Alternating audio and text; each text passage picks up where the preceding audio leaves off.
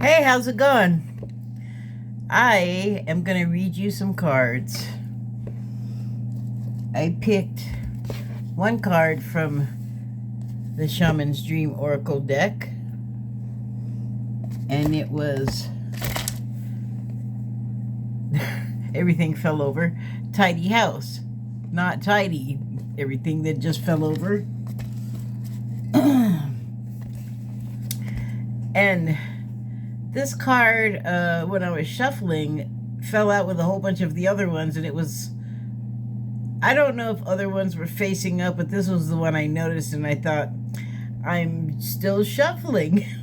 And I just stuffed it back in the deck, and then I was shuffling again, and oh man, my candle went out, and it just kind of squirted out of the deck, so I guess it wants to be dealt with. And I took it and set it down, and I kind of looked at it. I was like, oh, I don't know. I'm not sure what my issue is with it. And then I pulled a second card from the Wild Unknown Animal Spirit deck. And I should probably grab a book while I'm over here. And the card I pulled was Further Dragonfly. That card I feel good about. Although I have to confess, I thought it was a different card, and I wasn't feeling so good about it. Why do I have... Oh, shoot. I pulled two cards from the Animal Spirit deck. I also pulled Shark, which I forgot about. Yeah, I was... I guess I just wasn't excited about any of these cards, but that's not how it works. I know that. Didn't say I had to like it.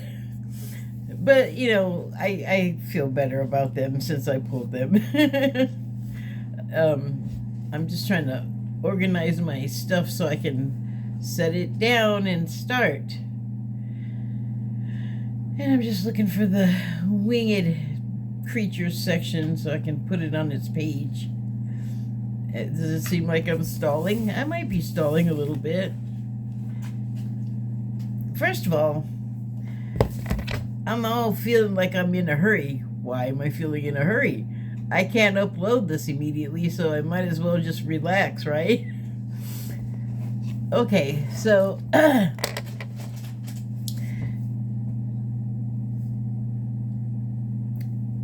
there's been something on my mind, and of course now it just completely fled what I was gonna talk about, but oh, okay, now I remember. It is money.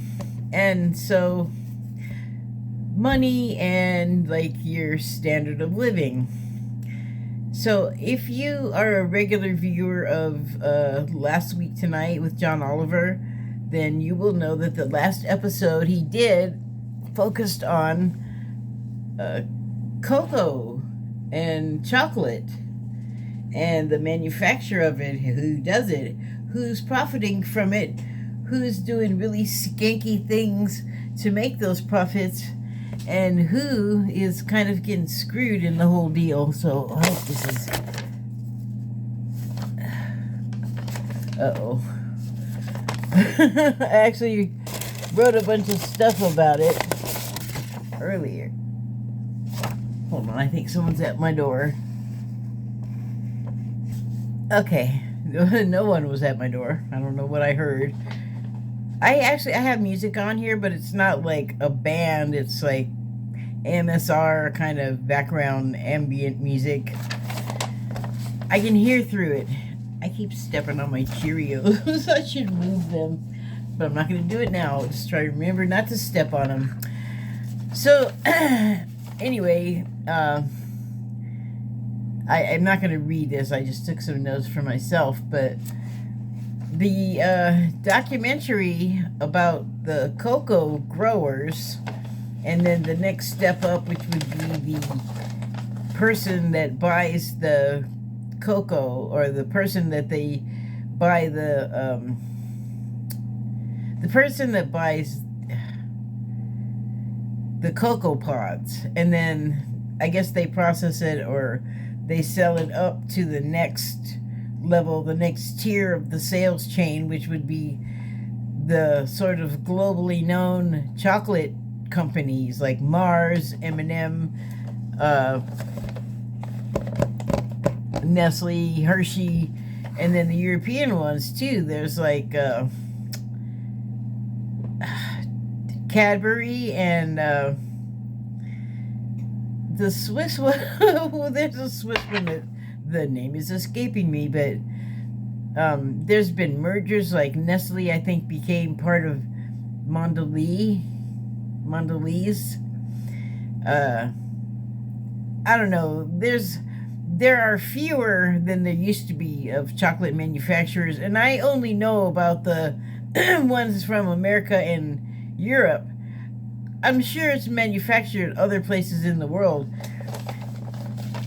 And it's just funny, coincidentally, that I had just watched this documentary probably 3 days ago on YouTube, and I don't remember the name of it, but you have keywords if you want to see it that bad. It may be in the credits of Last Week Tonight, which even if you don't have HBO or Max, which I don't right now, I watched it on the YouTube HBO channel.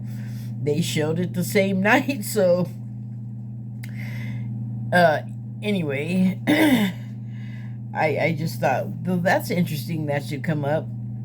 But the interesting things have been coming up a lot lately. Lots of synchronicities. I like it. It's fun to find them and track them down and unpuzzle them, you know?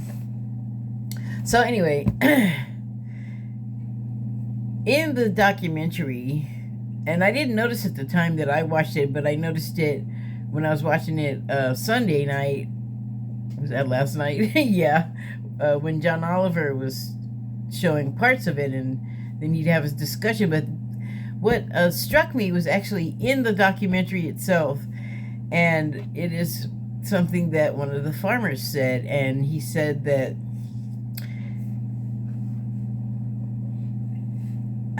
I don't remember his exact words, so I'm just going to say the part that really stood out to me, and that was standard of living.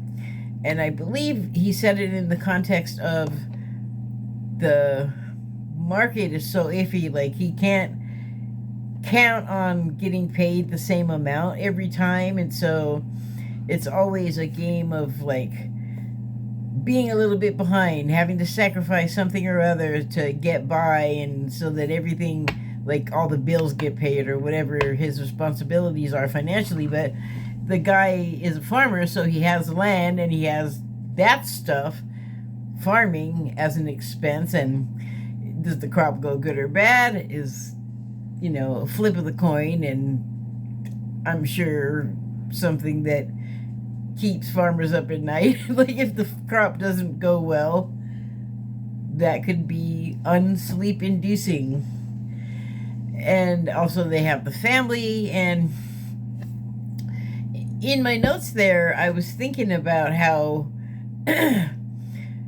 typically farm families raise a lot of kids, and they do learn to do the work on the farm, and so they are supervised by the parent, or, you know, I'm assuming it's a parent, but whomever is running the farm, whoever manages that type of thing, and the child will learn. And so it's not as dangerous and bad a thing as it could be.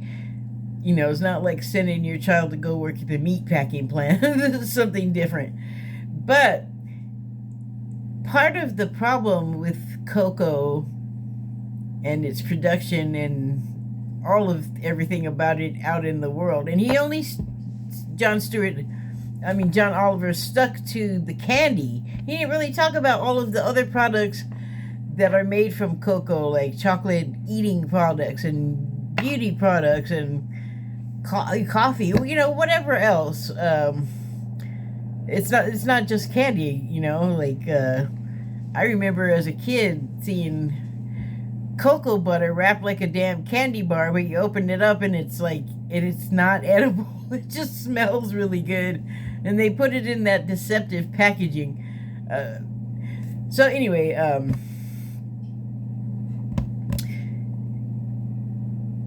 one, since it was on John Oliver's show, there had to be something wrong, and there is.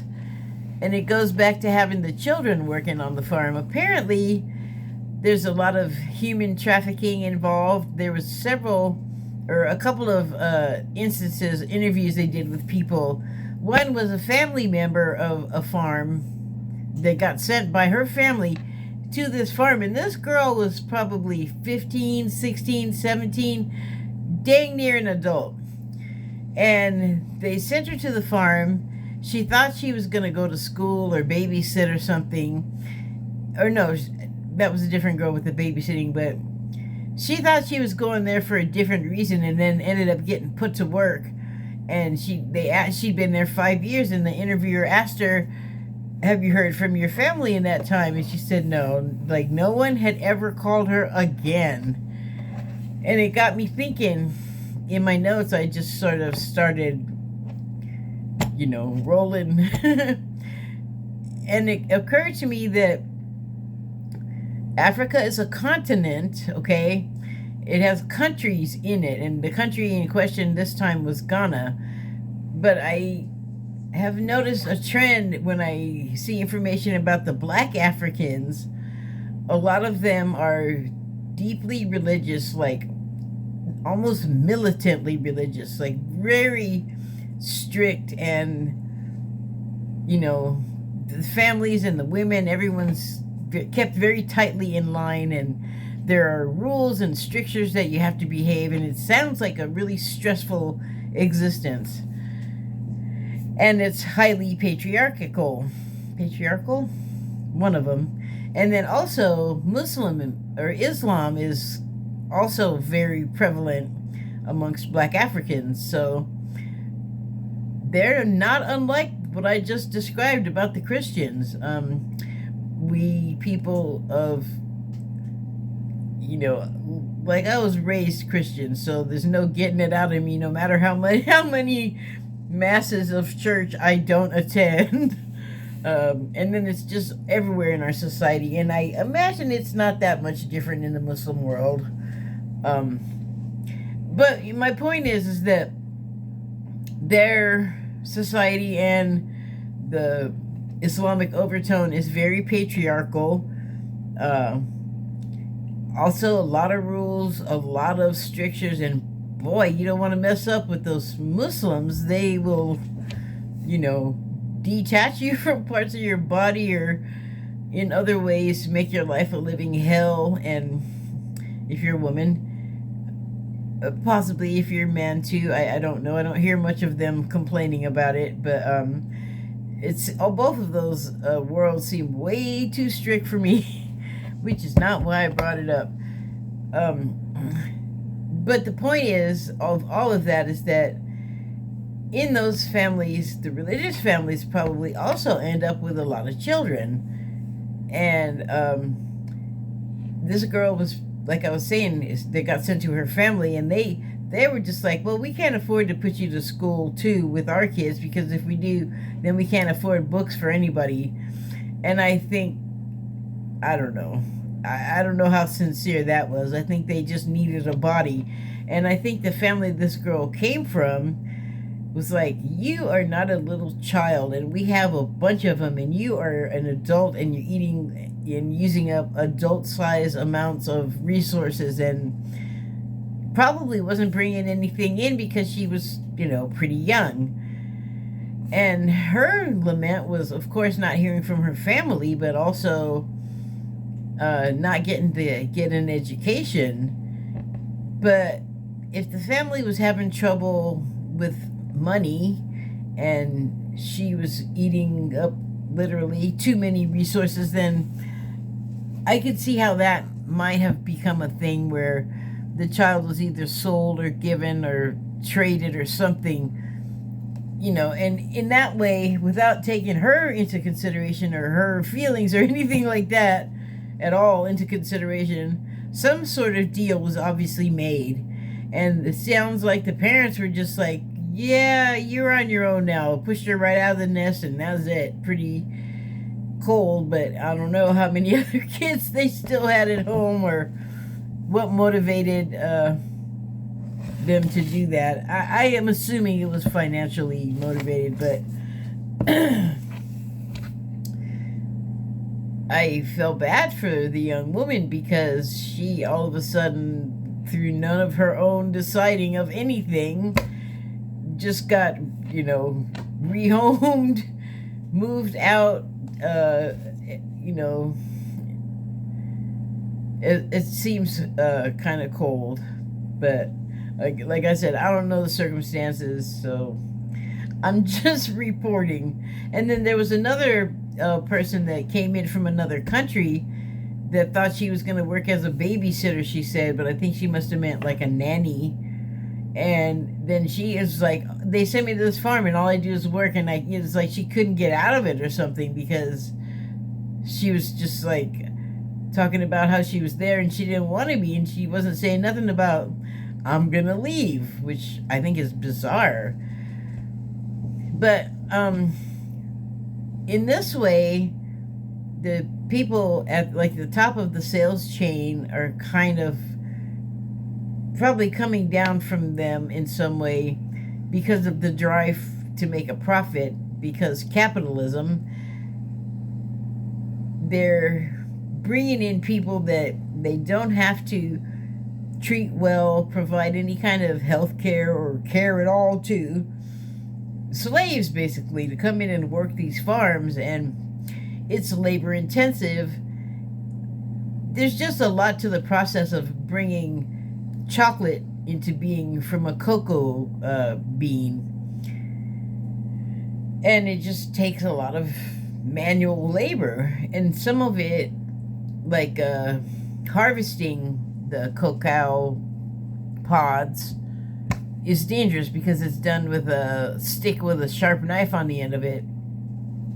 And that was the difference between the children that some places are working on these farms that were smuggled in or trafficked in specifically for that purpose, and then probably whatever else looks good to whoever is around that has authority to the child. Let's face it, a defenseless little person, there's some people that are going to want a piece of that, literally. So I'm sure that happens. And they did say that they either were sex trafficked or something, but sex trafficking was mentioned in there with the whole trafficking of people to the farm. So, like I said, I imagine there's people that would just take advantage of the situation, because that never happens. We've never heard of that. So,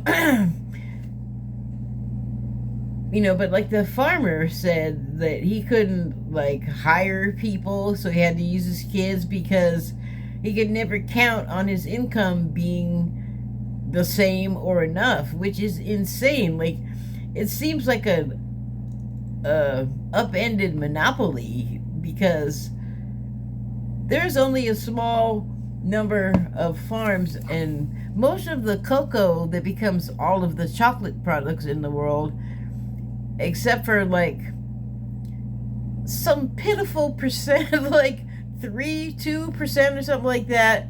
Seriously, all of the cocoa that everything else is made of comes from Ghana. And there's like a lot of families doing it, but for the whole world they're producing, and it's sought after, and sometimes it's really expensive and fancy, and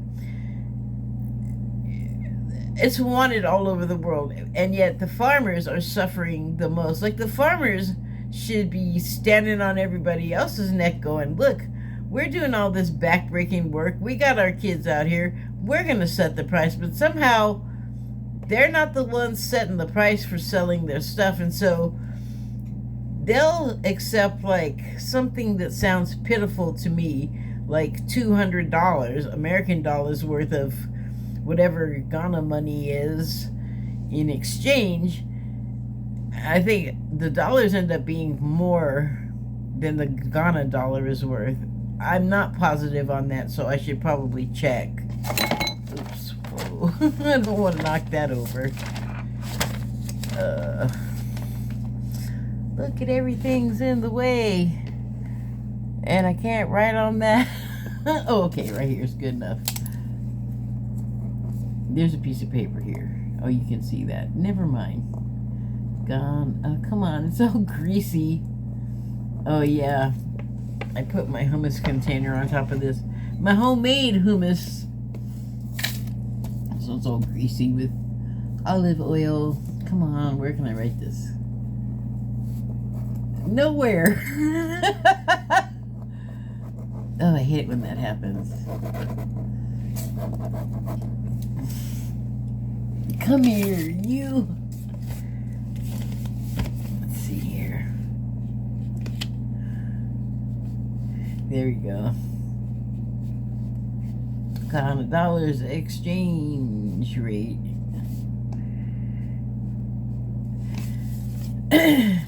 But anyway, it's almost always the case that the dollar is going to be worth more than some local currency. And so $200 would last me not very long, because for a month I need at least $900 more just for my little.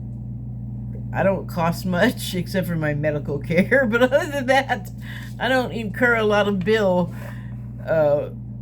just being myself and a cat. So, but this Ghana guy, I mean, $200 might be almost a year's worth of pay for him to take care of his farm, his family, like everybody and everything. And so it sounded like those guys get stars in their eyes over not very much and not at all a hardship for the next level up the pay scale, which is some sort of middleman, obviously. Like, they get it from the farmer. And if I remember correctly, they both transact with them on like the seed or the pod part, and then selling the harvested pod material, the chocolate larva thing. If you see the documentary, or even if you don't, I'll just tell you, the cocoa pod looks like a sort of cross between a oversized yellow Nerf football or something, and well, I don't know, and what else, but it's bit like a rugby ball maybe. But I think footballs and rugby balls are about the same size, so about another size and a half bigger, or half a size bigger. Yeah, maybe half a size, 3/4 more circumference on these things, but shaped like a footballish. I don't know what you call that football shape. I don't know what the mathematical name of it is, but they cut them down from the trees, and they're like tall, like palm trees, and they use those sticks with the knives on them, and they cut them and they catch them or whatever, and they let them fall. But then they're brought to the processing area where people are sitting around, and it looks relaxed, they're like sitting around in lounge chairs, but they're probably doing it like the whole day without breaks, because they did talk about that, where some people were getting breaks and other people, oh no, sorry, that was about elephants, never mind.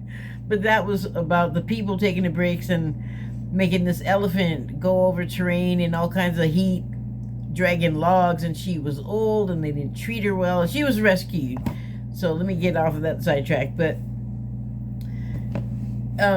when they cut open the pods, what they get is this, it's like white and mucusy and sticky, and it looks like there's dark brown spots under it.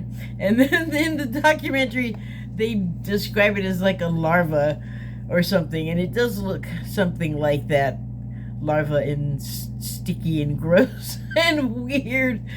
But that's chocolate before they process it. Um, but the guy, like, they had the filmmaker asked a guy that was sitting around with a bunch of people, like, cutting open these pods and starting to process them.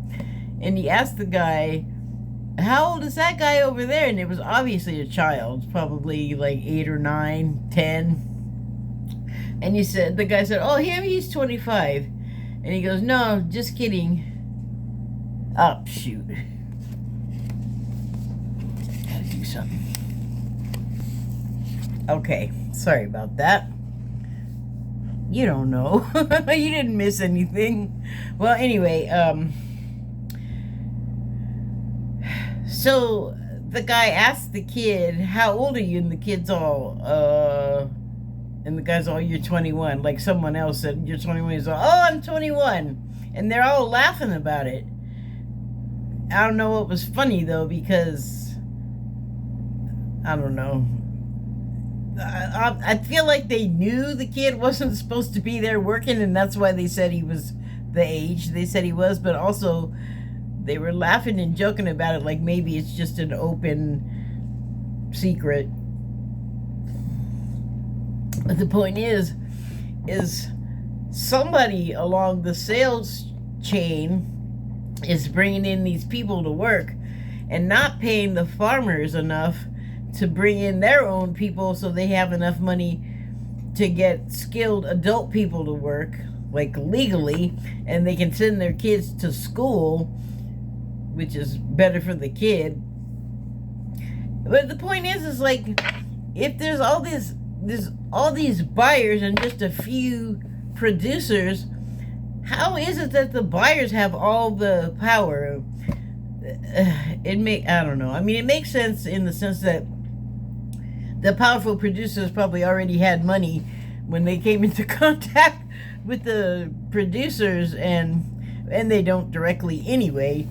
But it's like every step up the line from the producer, people are shaving on more profits for themselves, and didn't sound like they were giving much to, like as little as they possibly could to the actual producer. It just seems upside down and backwards to me. It seems like the producers should be the ones holding the power. But that's capitalism for you. So, yeah. I just wanted to talk about that. So I will, I guess, talk about the cards now. Reluctantly talk about the cards that I pulled. Doggone it. Didn't I pull 2 of these? I thought I did. Maybe that was before. So I read some earlier. Okay, well, anyway. I'm only finding the 1 card. Oh, that's right. I had 2 of these. Okay, so first with the tidy house. If you recall, I was saying that I was kind of like on picking up this card. And usually what I have to say has to do with what's on the card.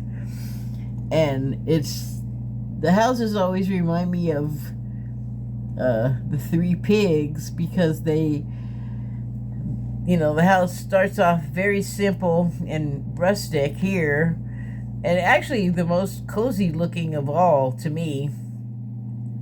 And then they graduate into more elaborate and modern stylings, like this upper one up here that's just kind of like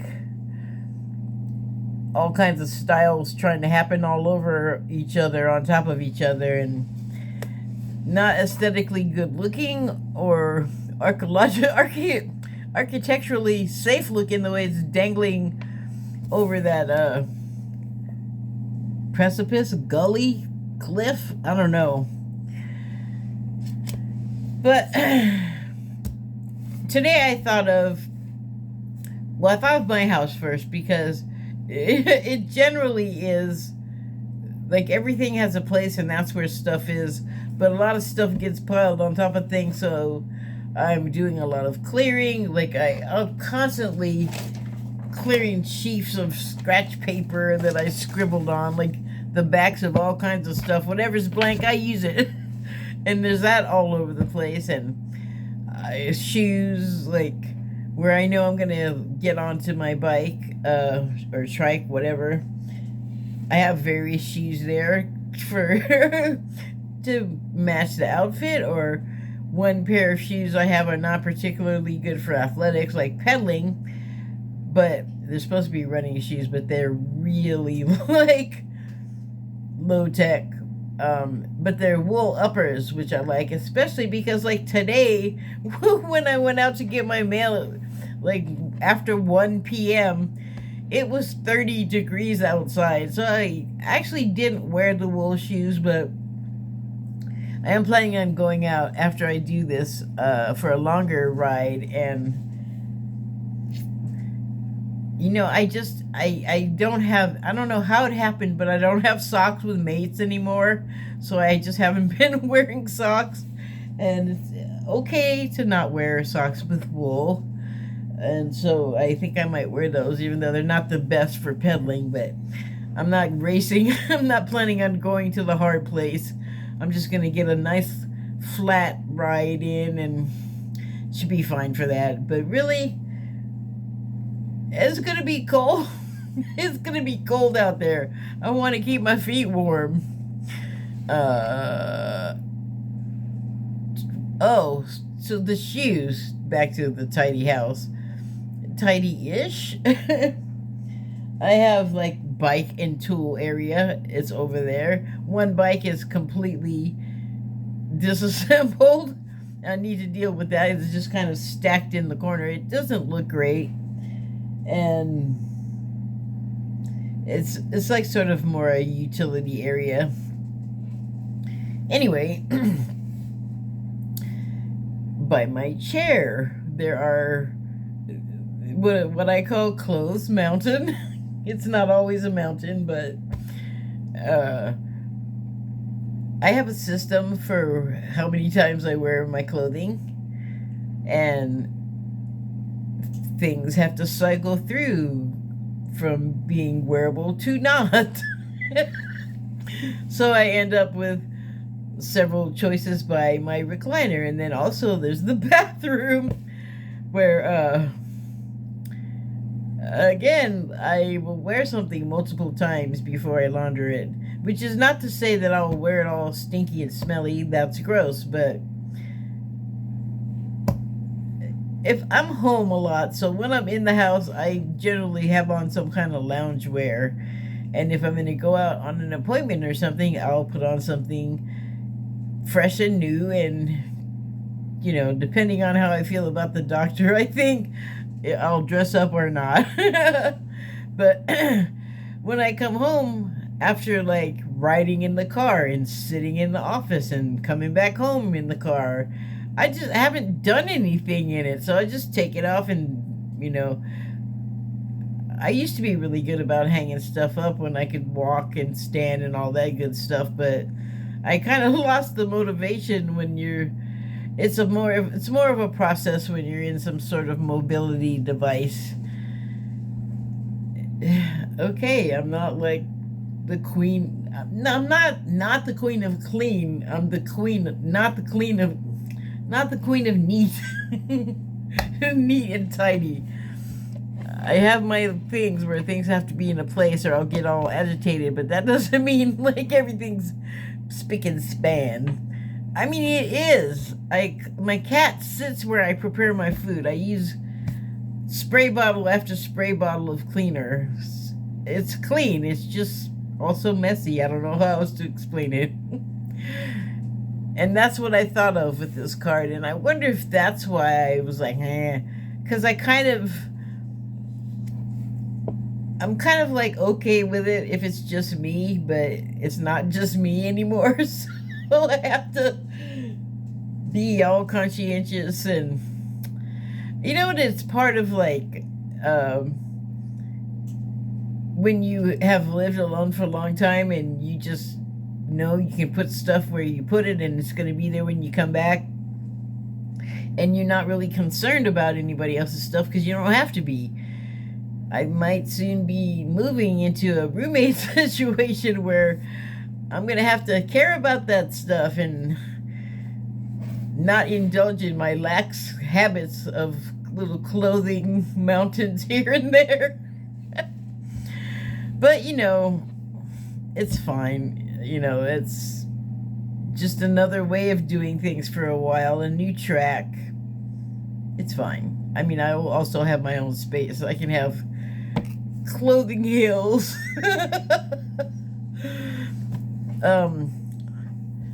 And so yeah, am I done talking about this?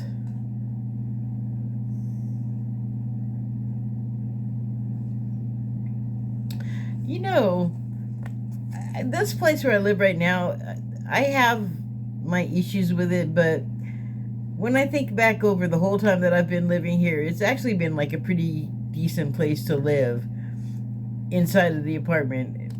No apartment I've lived in has been perfect. Well, that's not true, but I couldn't stay there because I got sick and couldn't work, so didn't get to keep that one. Ironic. Okay, so as a place to live in and of itself, it's been pretty good. Outside of the doors, variable, but it's certainly served its purpose, and as far as that's concerned, it's been good. But I feel like I might be graduating up to a finer set of accommodations, or a little bit better. I'm not going crazy, and that presents, like having to sort of redo my personality for, being around other people. I think I might feel a little bit of drag on that. Like, I don't really want to do it, but some things that you would do alone, you don't want to do around other people. Like, one of my habits is to not wear pants. I have on like underpants, but for reasons, I generally don't wear pants unless I'm going to go out. So, gonna have to make that adjustment. But, you win some, you lose some when you're making the tidy house. Like, you may have to discard some things, finally. Some beloved article of clothing that's just disintegrating. I've had to let some of those go, so. And then this card is always very optimistic for me. I just have great, happy associations with these creatures. And for me, they represent a higher vibration feeling of, well, watching them fly. I mean, if you could imagine yourself doing that, that would be, I feel, very freeing. And I feel like they're very intelligent. So the energy of these guys, I don't know, like, I can't find much bad to say about them. But, I really don't know too much about where they land and where they live. I just see them flying around. Do they live in hives? Do they burrow? And where do they go when it gets cold? Because I don't see them.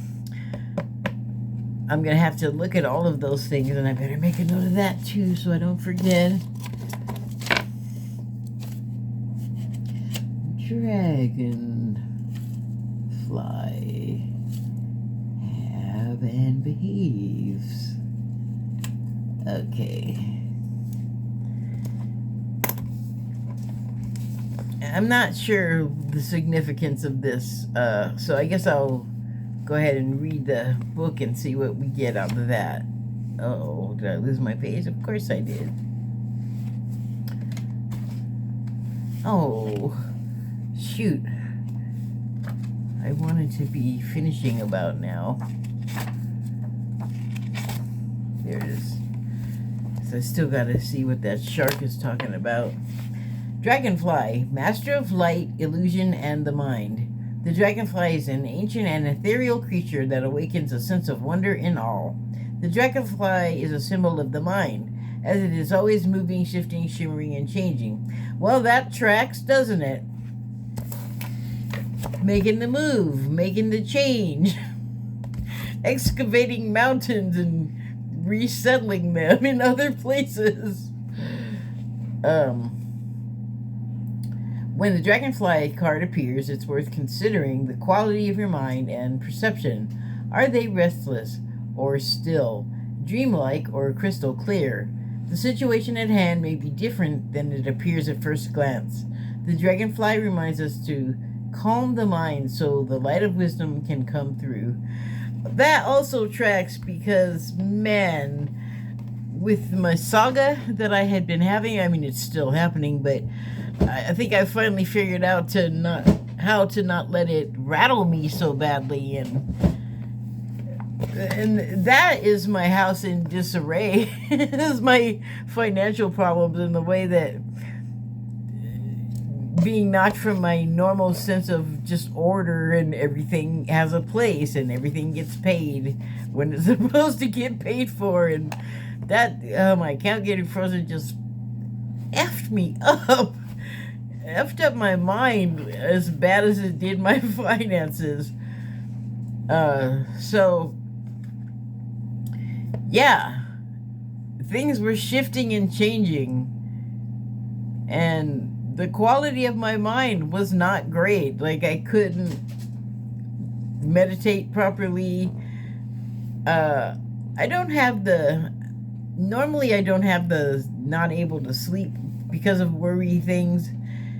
And I don't know that that's what it was, but it must have been because my sleep was unsettled. I did wake up a bunch of times for several nights where usually I'll just go down and sleep for a couple of hours and pop back up and keep going. But, the clock is like right in my eye line when I open my eyes. So I was waking up like every 10 minutes, and it made me tired the next day. Thank goodness I don't have to go clock in anywhere.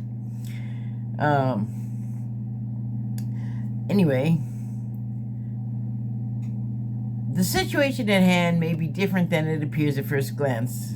Oh, I already read that. I'll read it again. The dragonfly reminds us to calm the mind so we can see the light of wisdom. So the light of wisdom can shine through. So, oh yes, I did finally make another step. I don't know if I cured my problem with, not being able to keep my mind off my financial problems. I did finally go, my God, what else can I let go of? Can I just let go of the worry? And it's like, oh, duh, you can do that. Let go of the worry. And I've been telling myself all the time, like, don't, dwell on this stuff. Don't just worry about what ifs and things that can go wrong with it. Like, things can also go right. Like, you have to make room for that. So that's kind of been what I've been struggling with, is the dark side trying to take over.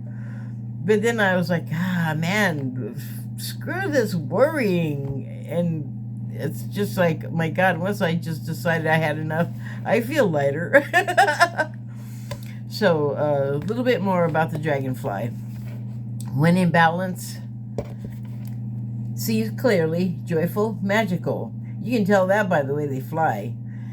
When out of balance, can't concentrate, busy mind. To bring into balance, focus on the breath. Well, I was finally doing that. And it works really well, but I was having trouble keeping my mind on it. Although I have to say, I did sleep a whole lot better last night after I decided to kick worry to the curb, because it seemed like that was the problem. Okay, way over more time than I wanted to spend doing this, but I'm not complaining that I got to do it. I don't want to tax people's attention spans. So thank you and good night.